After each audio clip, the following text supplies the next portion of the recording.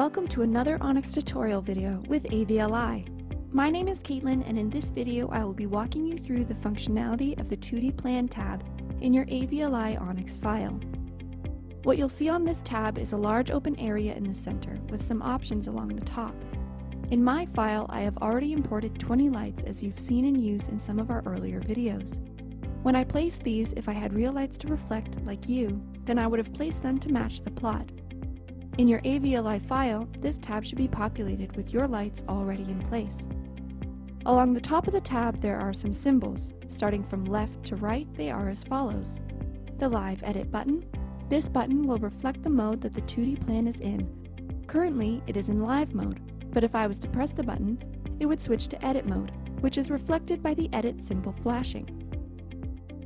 The Selection button. This is where you can adjust the nature of your draggable selection from a rectangle to a lasso to a line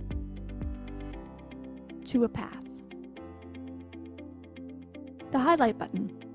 When this is selected, it will flash and activate any lights you have selected. For example, if I select this light, you should see mine light up. If you select one of your lights with the highlight function engaged, you should see the fixture light up. Note that this is not an official intensity adjustment. Any fixtures you have highlighted using this function will not be saved in cues or presets. It is also important to note that some fixtures, although very few and often color bars, require that their color parameter also be adjusted in order to output light. For these fixtures, the highlight function will not work. The Grouping button. This has the same functionality as the one in the Groups tab, which we discussed in our earlier video, Groups Preset Strips tab, Part 1. This function allows you to select different combinations of the fixtures that you already have selected. For example, if I select these 6 fixtures and then open grouping and select every 2, you'll see that half are highlighted in a brighter green than the other half.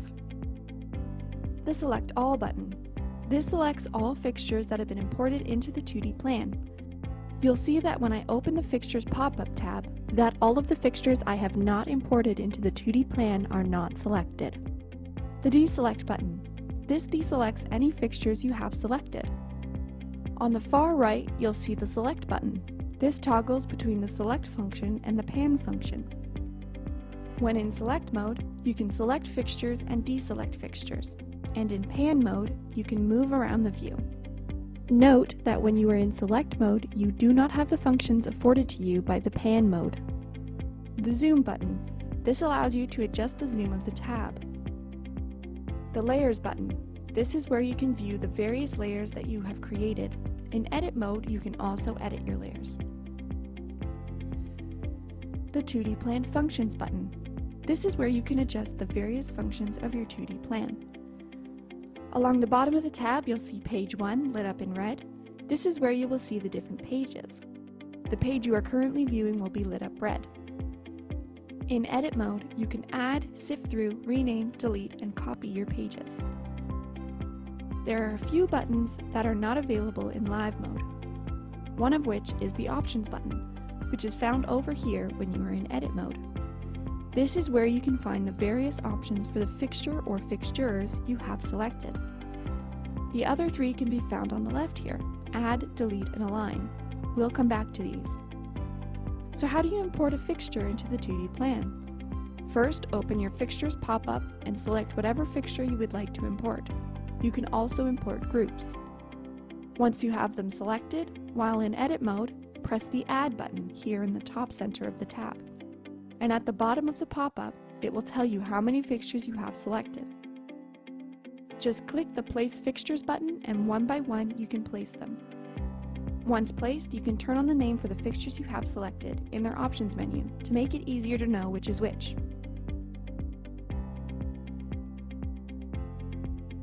After that, you can start to move the fixtures around to place them wherever you would like. Along the bottom, as we discussed earlier, is where you can add, sift through, rename, delete, and copy your pages. This can be very helpful if you have a lot of fixtures in your plot and need to organize them in smaller quantities. The Delete button allows you to delete the selected fixture or fixtures, and the Align button helps you to organize your fixtures to align them to each other. You also have the ability to add a picture into the background of the 2D plan. For example, if you have the PNG version of your lighting plot, then you can place the fixtures with more accuracy. We'll try this on a new page. So down here I'm going to select Add, name my page by clicking to page 2 and selecting the Rename button.